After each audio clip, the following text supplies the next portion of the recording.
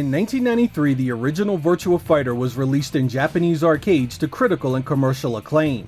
Sega would parlay that success into a home Saturn port the following year, allowing them to take an early lead over Sony and its PlayStation as 1994 came to a close. Part of that excitement also revolved around the fact that Sega had just released Virtua Fighter 2 in the arcade right as the Saturn launched, and they were quite adamant to point out that a home port would soon follow. Virtua Fighter 2's arcade success was unreal in Japan. Comic books, food products, and many other spin-off brands were everywhere, and arcade tournaments were a regular fixture of Tokyo's nightlife. With its success being so important to Sega's strategy in the home console market, Sega dumped a huge amount of resources into the Saturn port, which finally made its way home in late 1995. As expected, it was extremely huge in Japan, and after only a few short weeks, was the Saturn's best-selling title on the platform by a mile. In many people's eyes, Sega had done the impossible. Not only had Virtua Fighter 2 come home with the gameplay intact, but Sega managed to capture the look of it as well. In this episode, the Saturn version of Virtua Fighter 2 is front and center. We'll talk about its gameplay, its graphics, its sound, and go over the extras Sega included in its home port. Just how close was the Saturn at replicating the Powerhouse Arcade original? Let's take a look and find out.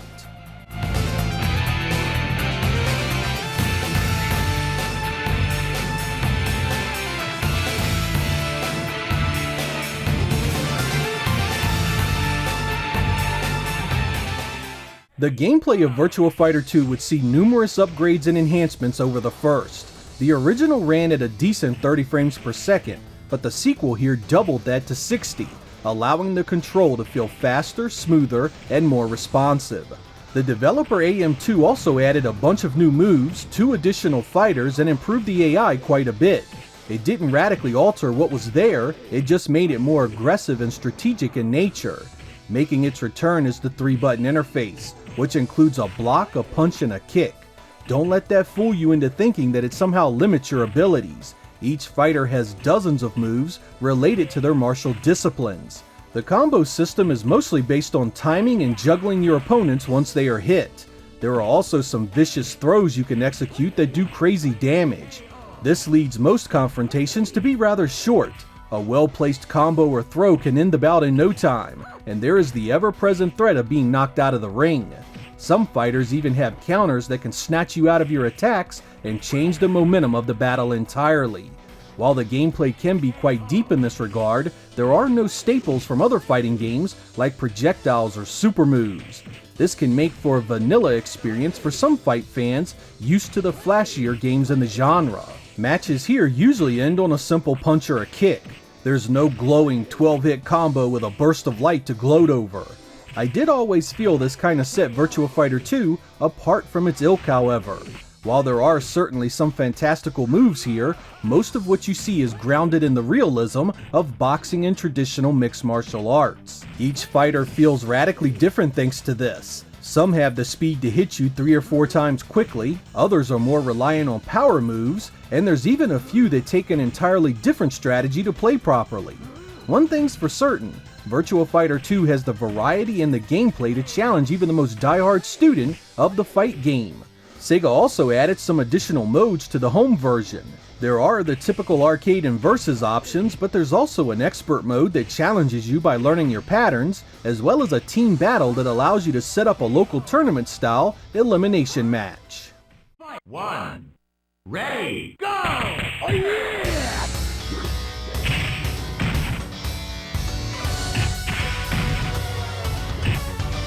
Oh yeah! Play! Rock!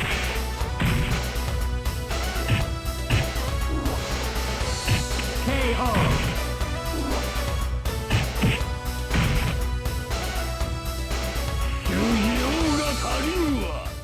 The original Virtua Fighter 2 arcade game was designed to run on the Sega Model 2, a cutting-edge polygon architecture that could do all sorts of neat texture and lighting effects.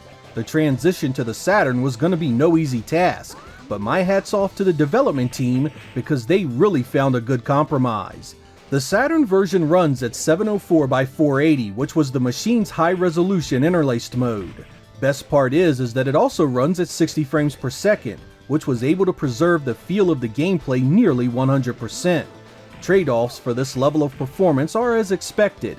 The 3D backgrounds of the arcade are completely missing here, replaced by VDP2 generated parallax scrolling and zooming to simulate the effect. Polygon counts are also lower on the fighters, but thankfully the Saturn textures still look phenomenal. There are further trade-offs with simplified shadows and light sourcing. While you won't get the two mixed up in a side-by-side, you really have to hand it to Sega for the quality of the port, particularly since this was only a year removed from the bug-ridden original. They had gone from a flat-shaded glitchy mess of an engine that struggled to maintain 30 frames per second to what looked like something running on totally different hardware. I personally feel Virtua Fighter 2 is one of the best looking games on the platform and a true testament to just how difficult the Saturn was to program for. Sega themselves struggled in the beginning, but the payoff was huge. Had the Saturn had this level of visuals from the beginning, I feel the hardware would have fared much better in the long term. 1. Ready, go!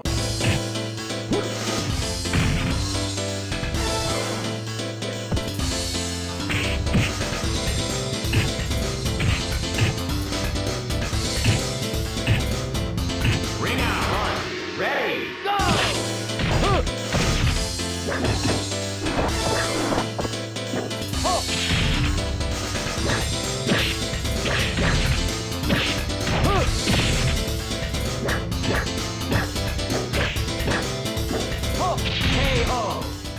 I really enjoyed the music of the first Virtua Fighter. It was loud, brash, and a great mix of Eastern and Western influences. I think Virtua Fighter 2 continues that trend on a positive note. There's a great variety here in the sounds and rhythms. They are tailored to their fighters perfectly and really add to the battles. The Saturn Red Book audio sounds just spectacular too. Sega even added some remixed versions you can turn on in the options menu. I use these quite often in my videos, so some of these should be quite familiar to many of you.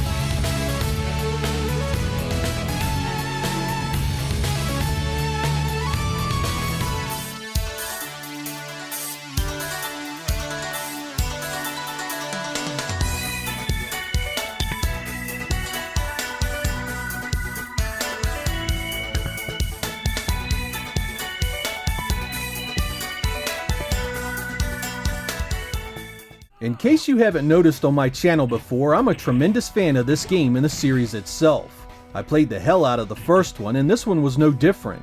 I love pretty much everything about it. I thought it was visually one of 1995's best games. The sound and music kicked all sorts of butt, and the gameplay was as great as ever. It easily rivaled the best 3D fighters on the platform for pretty much the rest of its life, a testament to how well made the product was in the first place. I just don't play it often. I also turn it on the watch mode while I make my videos. The CPU battles it out one match after another, and it also is entertaining to see the various ways each match can end. Those of you expecting arcade gameplay got it, and I don't think anyone can say a bad word about it in this regard. Those expecting the arcade visuals, however, will of course be disappointed.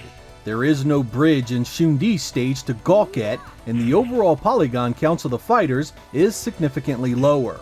Since it does run in interlaced mode, the screen has a shimmer to it that you didn't see in the arcade.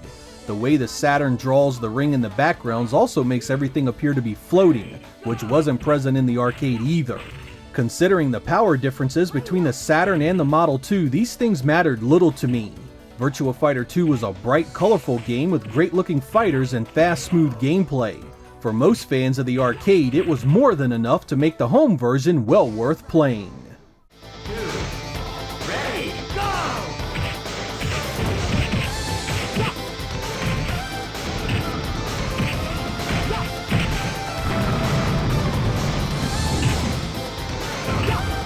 KO!